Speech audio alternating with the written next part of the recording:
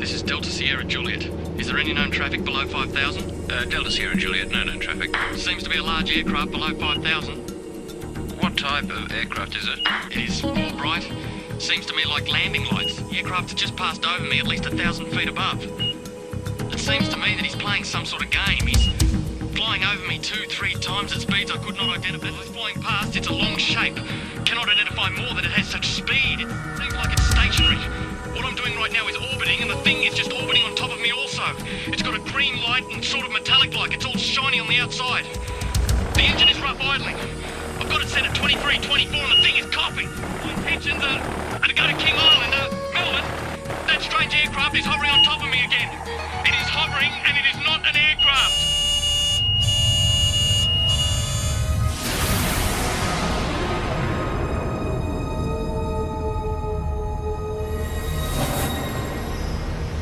What you've just heard was a recreation of the final words spoken by pilot Fred Valentich before his plane disappeared over Bass Strait. Even though it's been 19 years since Fred disappeared, the mystery surrounding what happened to him still hasn't faded. He just vanished without trace, and his family believed he was taken by an unidentified flying object. Recent years has been an explosion of UFO sightings in Australia. Whenever you mention the topic, people seem to have their own theories and opinions, or even their own stories. It was orange like a sunset, and it was just spanning across the road. I can't move, Frank. Moving forward in time through the experience. Then this tall, dark being just appeared in front of the craft. And I mean, it looks like a traditional, every day of the week, comic book flying saucer. They had large almond-shaped eyes, small bodies, legs and arms, and sort of grey in appearance. I think it's the first time in my life that I could identify of anybody telling me that they were scared they were going to die. Saying that this thing was only just down the bottom of his street. He could see that it was out in the water, it was sucking up water. Yeah, I believe it's a UFO. There are between 400 and 500 reports a month of UFOs in this country. Now, obviously a lot of them can be explained, but about 10% prove to be true mysteries. Tonight you'll hear from people who've had these experiences. They're just normal Australians who can't explain what they saw.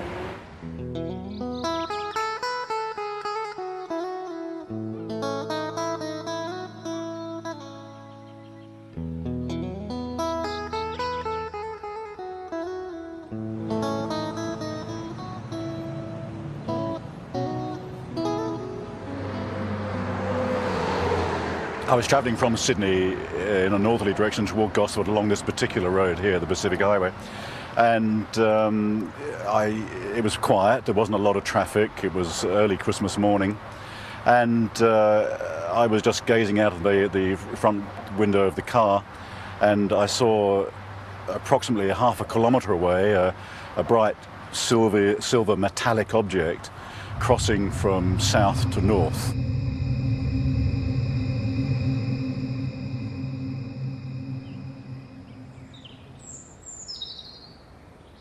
I stood here not believing my eyes, because where I sit I can see the open water, and I just couldn't believe that this thing could appear on the water. It was some kind of craft, but it was completely surrounded in lights underneath and all around, and it just looked like a carousel. It wasn't anything flat.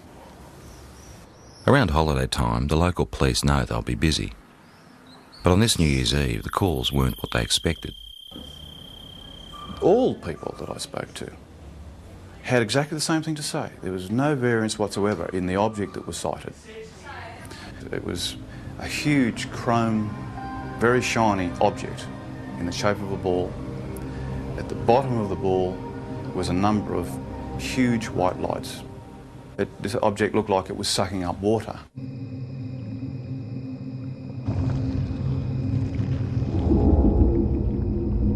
Some calls were quite frightful in their voice. You could actually hear the fear, and in the background especially, the fear of people and of course animals and things at the time that were experiencing this phenomena.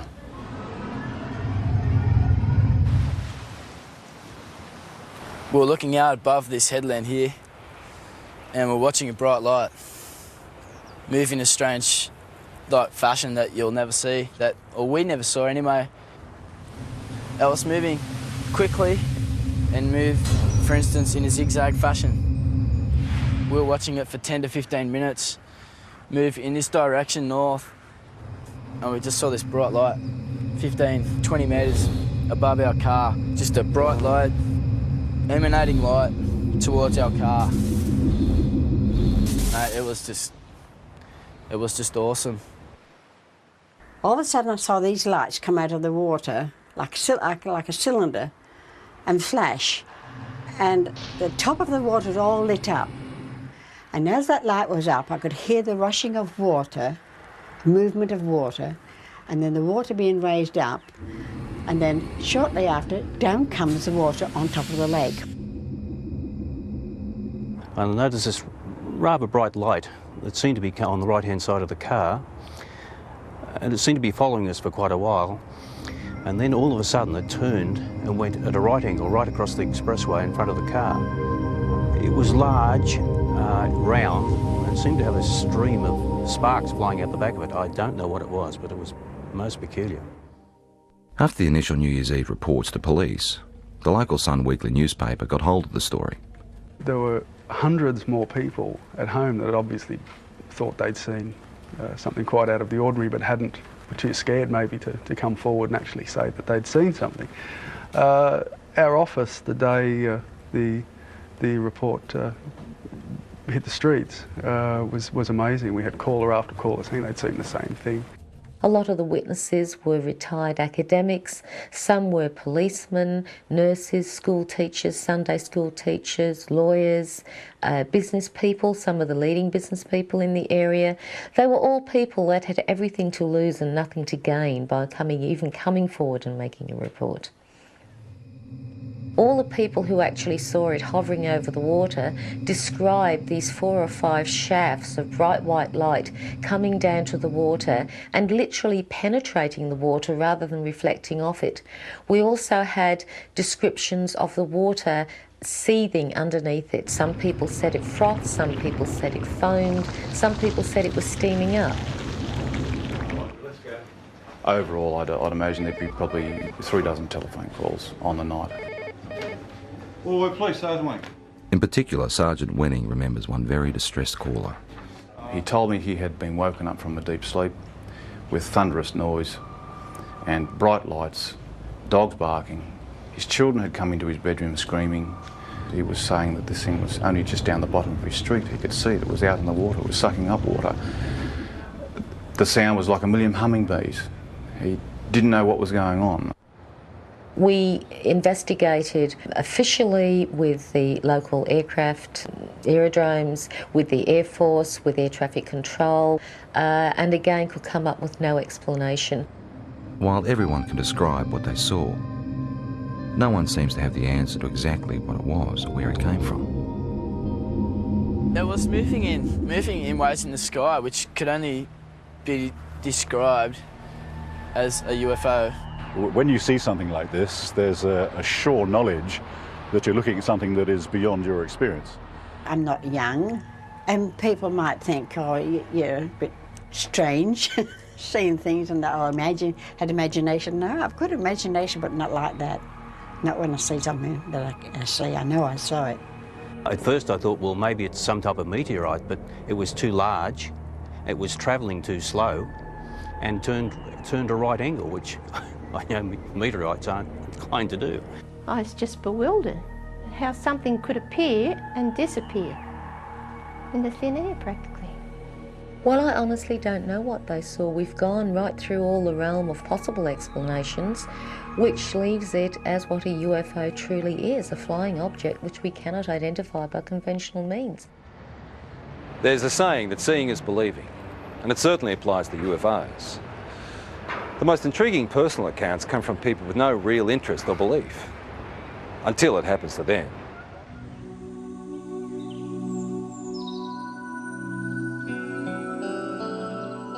Before this happened to me, I can be honest, I could say that I was in that category of being naive. I didn't believe it.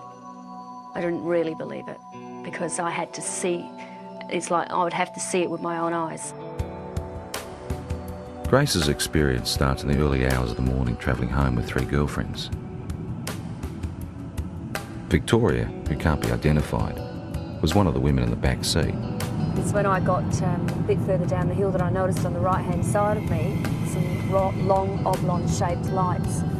I didn't know what they were. I mean, I only sort of caught a glimpse of a bright orange light sort of shining through. As I got down the hillside and started to come around the corner by this little hotel that takes us back through the back roads towards the freeway, one of the girls in the back noticed a very bright white light with a type of blue haze around it.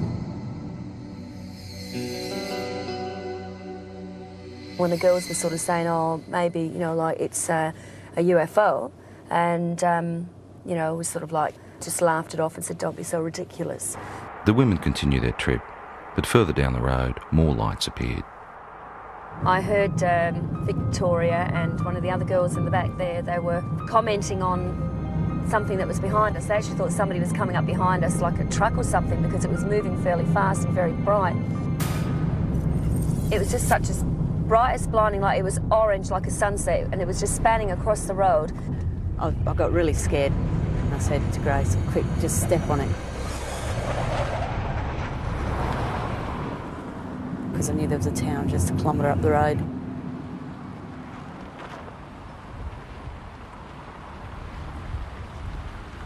As we got closer into the middle of this car parking area and looked up, we could see this ship. Well, that's what you'd have to call it, because it was, you know, definitely not an aeroplane, and it was something from definitely not this world, that's for sure. It sort of moved across from this direction straight over the top of us.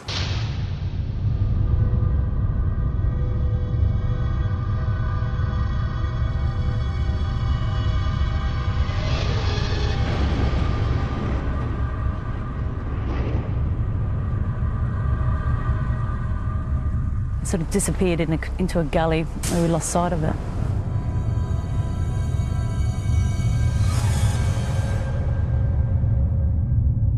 We were scared for our safety. I mean, I've got to be honest, I think it's the first time in my life that I could identify of anybody telling me that they were scared they were going to die. Because I was. When I got to the opening of the drive here, the other girls noticed that there was something else up, some activity up there in the sky. We were still scared. We didn't know what they were either. They seemed to be moving in a direction that this other craft had gone over and gone down. So the first thing you think of, just pull someone's driveway. And as I pulled in, the light was so blinding, it actually was hurting our eyes to look at it. Then I noticed a figure coming.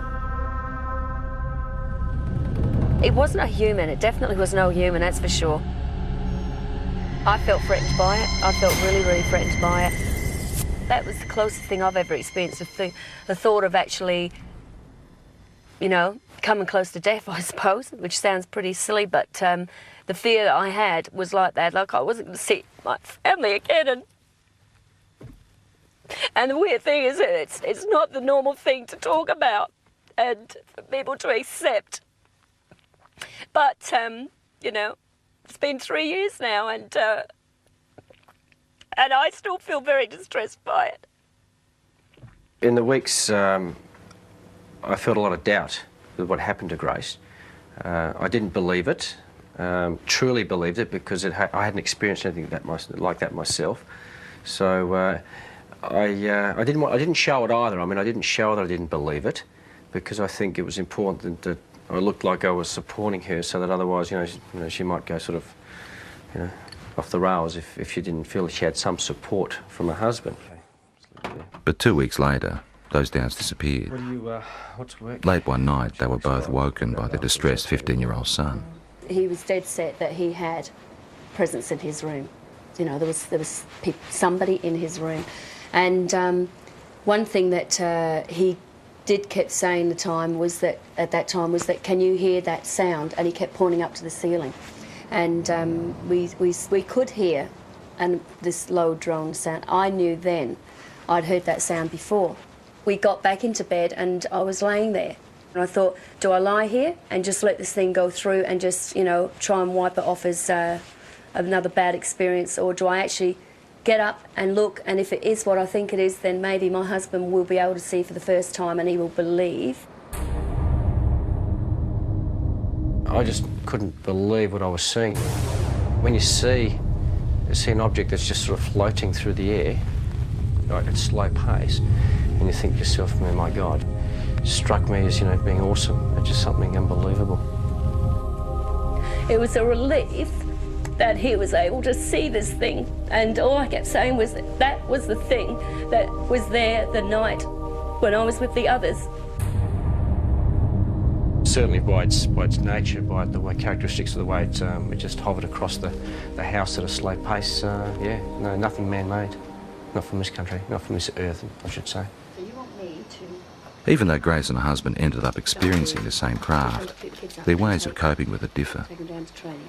You either accept it or you don't accept it, and I tend to say now, after I've seen it with my own eyes, I accept it, but I don't, you know, harp on about it and talk about it, and if it's just one of those things you try and leave as a part of your life that's happened, and let's get on with things, let's move on from here, you see. And that's how I sort of try and treat it, rather than try and find an explanation as to what it is.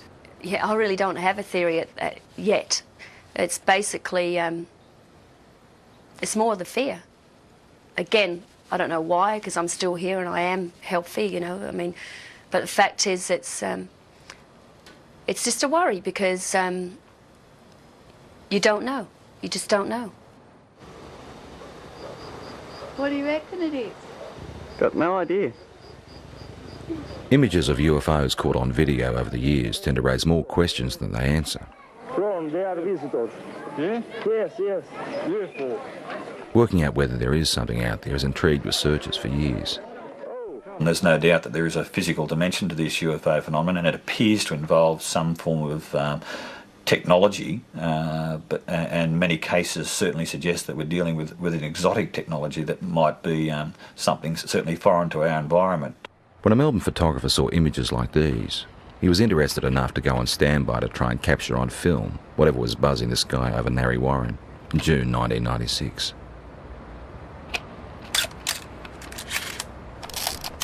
I got the phone call and I was told that the lights were spinning across the tree line over the homes. What I did was put the camera onto the object, allowing it just to come into frame, hit the shutter, count to 20, stop, wind, move the camera to the next part of the frame, start the shot, count to 20, let it go, and so forth. The first night, the result of the photographs showed just light trails of this object going across over the tree line. The second night, with higher speed film and higher magnification lens, is where we actually captured the shot of the disc. This thing was, the only way to explain it was moving across the air like ice on a hot plate, very, very smooth. Later in the program, Doug's photos will be studied by an independent expert. Well, it was flying, it's unidentified, and it was definitely an object. What it will be, and I hope with the analysis will prove me right. But yeah, I believe it's a UFO. In the UFO community, the term hypnotherapy is like a buzzword. It's the thing to try if you feel you have secrets of the past to unlock. While mainstream medicine doesn't necessarily recognise it, people who've had UFO encounters believe it helps.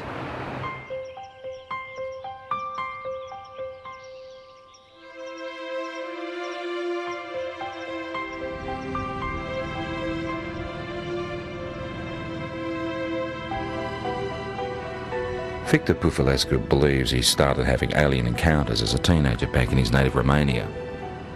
He's turned to hypnotherapy to try and find out exactly what happened. It's like being a good soldier. You just obey orders. This is actually probably the best description of hypnosis process. Loose and limp, deeper sleep. Loose and limp, heavier and heavier. Not a worry, not a care. Deeper, deeper, and deeper. Hypnotherapy is a way of allowing us to get into the subconscious mind.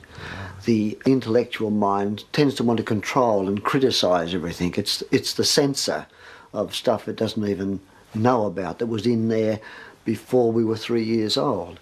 So by sort of relaxing and sliding across the conscious mind, if you like, we can sort of delve into the unconscious, or to allow what's in the unconscious to find its way out. Oh, I can't move, Frank. Uh-huh. The pressure is increasing. I can't move. The chest, my arms, uh-huh, my legs. There's a thing about hypnotherapy that very often the subject will want to please the hypnotist. They have to look at that, but the thing is that you can see that when a person is reliving an experience, that it's pretty easy to see whether that's faked or not. Moving forward in time. My legs. Moving forward my in feet. time. Moving forward in time through the experience. The pain is inside of my elbow. Uh-huh. Thanks. Who are you saying thanks to? Them. Uh-huh. Can you ask them what they're doing? No. It's a test. That's a test. I just know it's a test. They keep me telling be calm. They're telling you to be calm. Yeah. Uh-huh. Very often the people are quite disturbed about dreams they're having or things they've imagined happen to them. And they often come out of this saying, I'm pleased I'm not crazy, or I'm not mad, or I'm not imagining this. It does give you some answers, but also creates thousands more. And this is probably the trickiest part. I'm never happy with the answer which I'm getting, and I want more and more and more.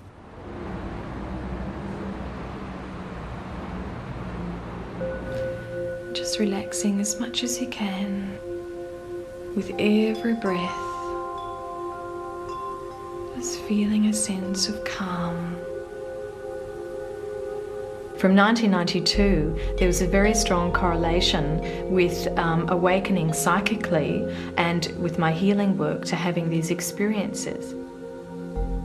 Elizabeth Robinson is a spiritual healer and therapist who says she's been having extraterrestrial experiences since childhood, but is only now starting to accept them. I mean, when they started with me, I thought, my God, this is bizarre. You know, this is crazy. This is in the realm of science fiction.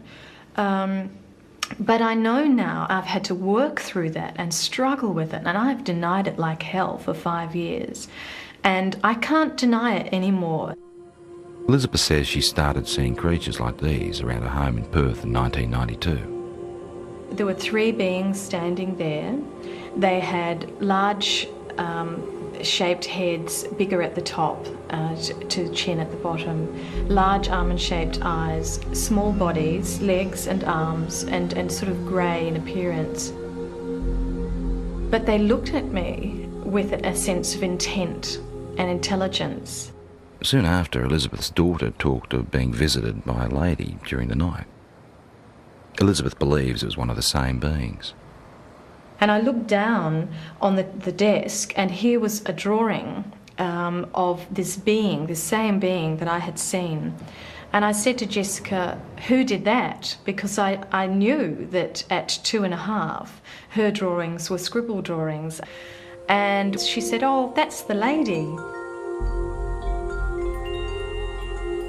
I tried to rationalise it, but I knew that I wasn't imagining this stuff. You know, there was something in me that told me that there was more to these experiences.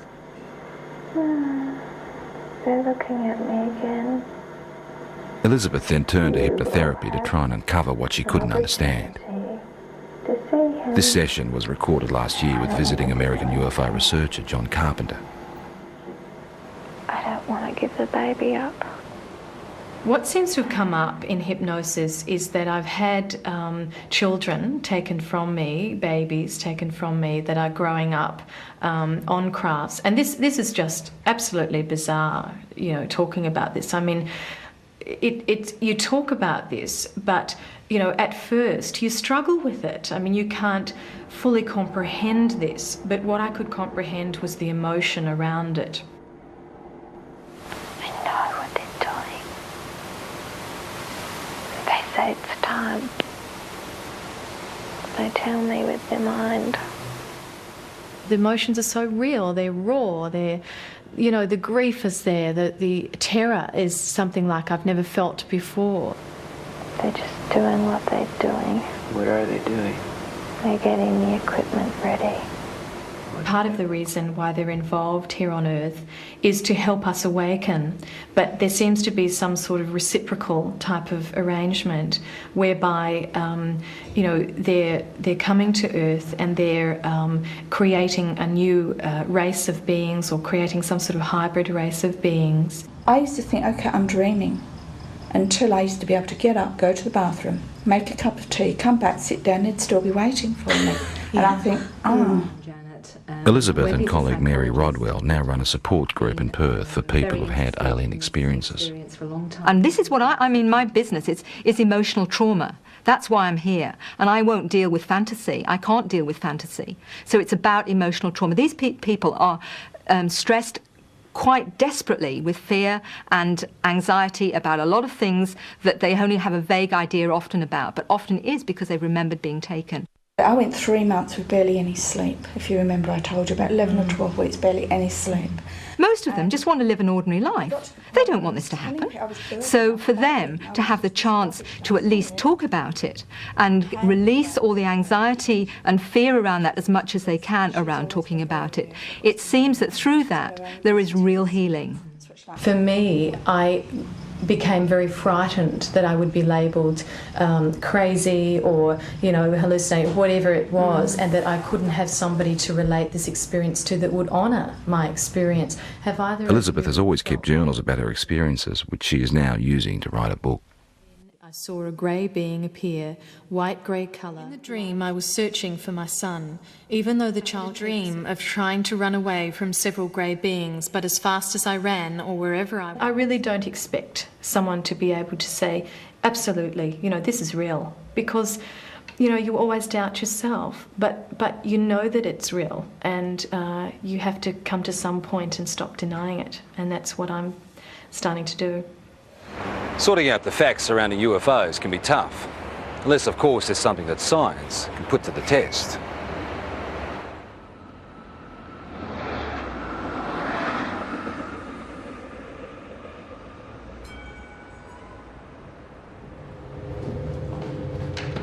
Earlier in the program we saw photographs taken by Doug Page. The time exposures show what Doug believes is a UFO hovering near his home in 1996. Now, has this been observed by other people as well? Practically all of Narre Warren. Okay, so that was seen, but not as a streak, because No. this is a time exposure. So it was flight. simply an object of some sort traveling. Correct. In somewhat of a line, but as you can see, it goes up and down here. This type of negative sleeve will take... The professor would like to examine the negatives that come before and after the pictures in question. Explain to me why... But Doug has used the ends of rolls of film and discarded the shots he felt didn't work. Now, when the films were actually ready for handling, I'd lay them out and I went through them, and I go with the scissors and I just go cut, cut, into the bin, cut, cut, put it there, and that's what I did. Okay. After examining the camera the shots were taken with and checking density readings on the negatives, the next step is to enhance the images on the computer. I don't rely on computers for analysis. They're a bit of a tool. They sometimes let us see things a little bit better, but to actually definitively say that a particular thing is something, I stay away from that. That's right. How did you focus the camera? Just on infinity. Okay, so if you focused on infinity, technically the tower should be sharper in focus than the tree. Should be, shouldn't it? Mm-hmm. But it's not. Interesting question, isn't it? It's a good one. The only trouble is there's no sort of guarantee, of course, in the darkness that it hasn't moved off set either, but I had that set for infinity. Okay. With some of the technical questions out of the way, it becomes an issue of individual perception. Very specific things here. I see a disc-shaped object. I see something with a rim. Okay, there is definitely a lip. There are what appears to be lights. There's big, there's another small one in between, another one. So we've got something that is geometrically laid out. You can see a texture, and you can see definitely on the dark side of it something. So something's in shadow. I mean, it looks like a traditional, every day of the week, comic book flying saucer. My first impression of this when I saw it, again, was a trumpet, a circular object here that we have a bell shape that comes out like so. This is unexplained optical either artifact, phenomena, or reality, or could be could be an object, but it is totally undefinable. And of technical concern is the fact that the start of the time exposure is more in focus than the end shape. Does it make any sense to you that if this was moving and it's decelerating, would that have a bearing on the shape of the line? If it was slowing? Because no, it shouldn't. It should be exactly the same sharpness. Despite question marks over issues like that, the professor is able to reach some conclusions. I don't believe that it's been faked. I think it is probably something that was traveling through the air. What it would be, I wouldn't know, and there's no indication from the photographs that would give me any clue. There are points there that I haven't considered, such as the object, could well be a phenomenon that that I've never heard of. So I mean, we've got to keep an open mind.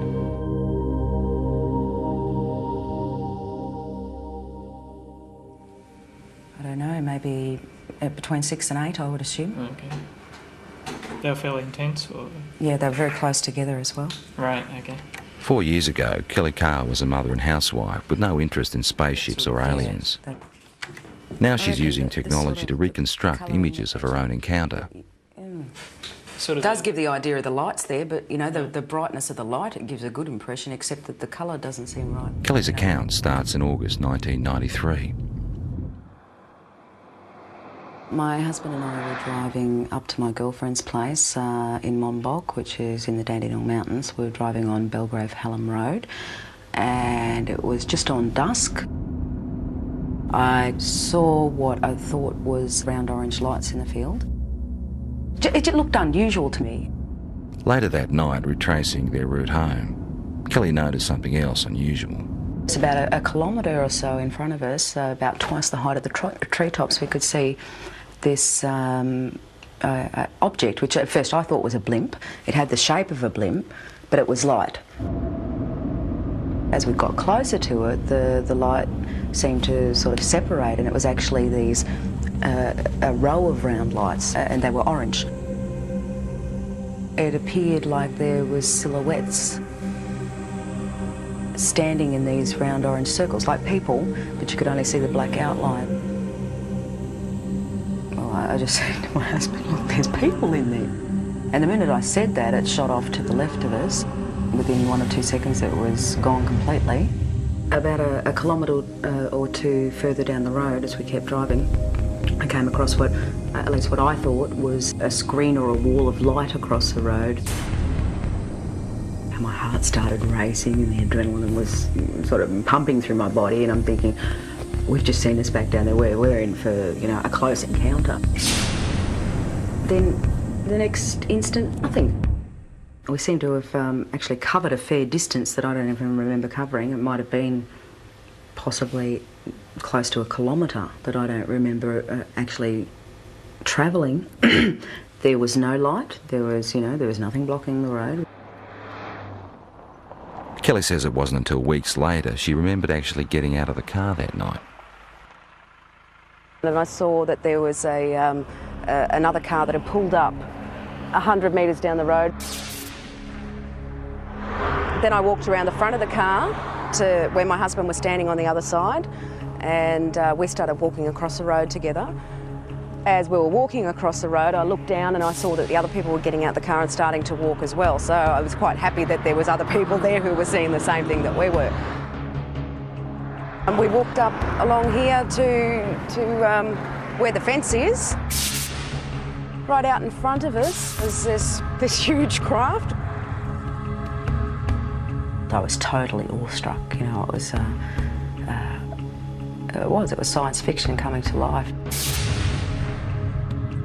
There wasn't any fear then, it was just all total awe. We stood here, I guess side by side, my husband and I, for about 30 to 45 seconds. Then this tall, dark being just appeared in front of the craft, and he was followed by about another 7 or 8 that appeared straight behind him. I felt this energy go through me.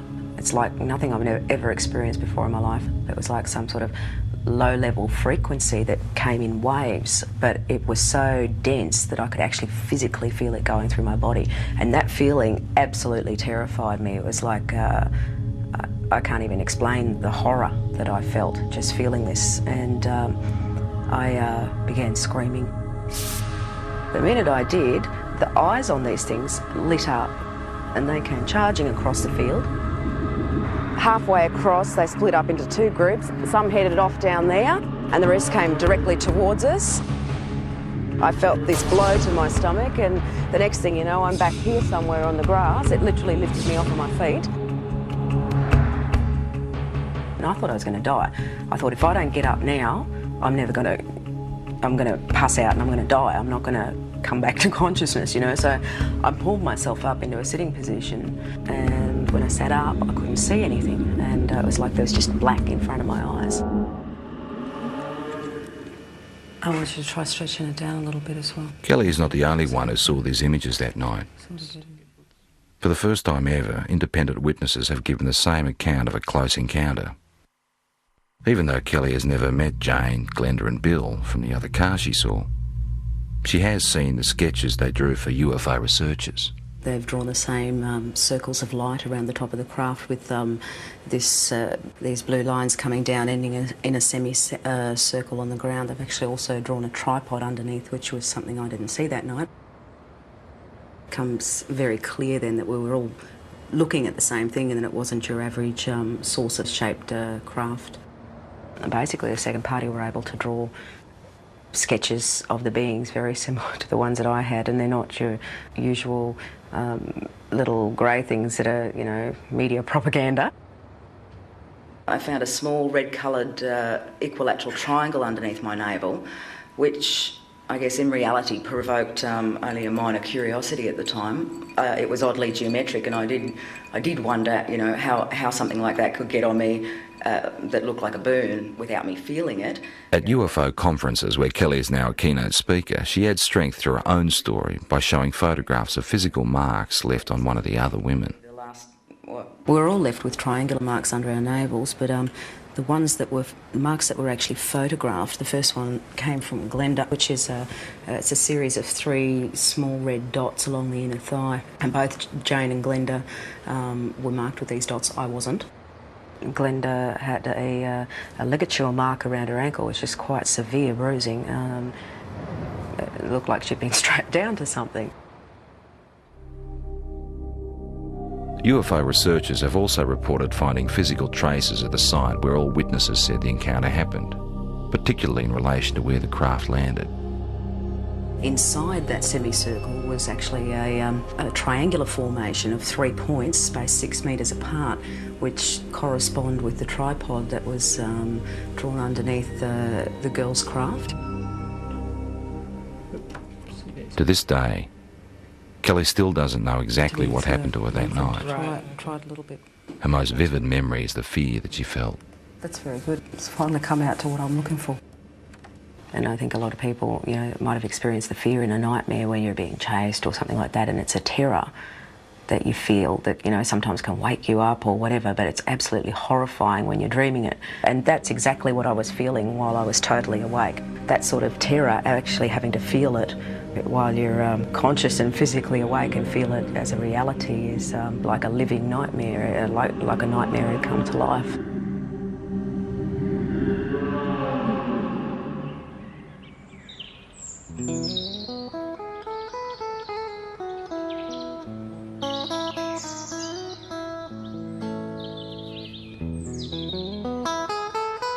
We've moved out onto 138 acres.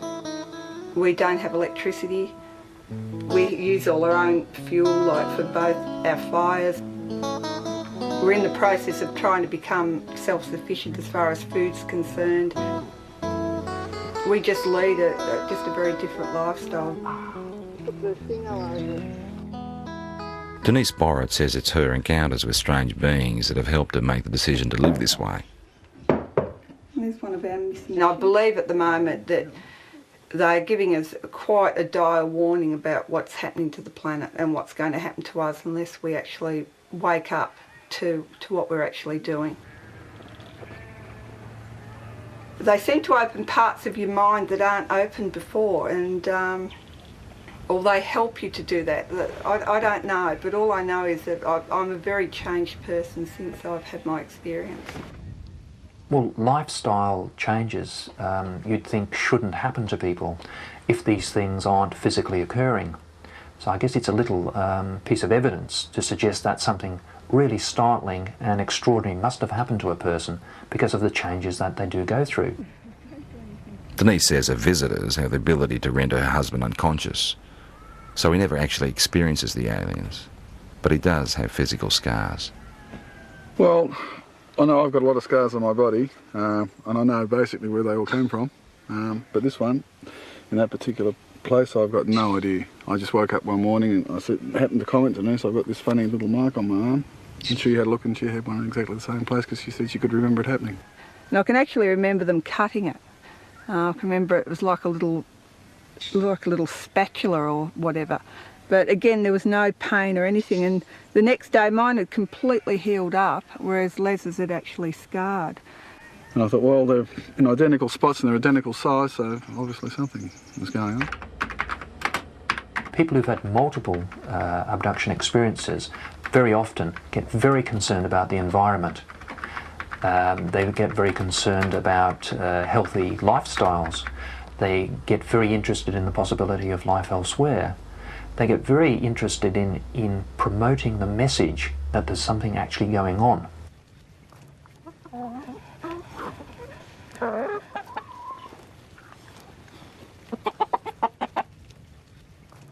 If things do go haywire on the planet, like I believe they will, that we at least will be able to feed ourselves and not have to rely on man-made energy to keep ourselves going.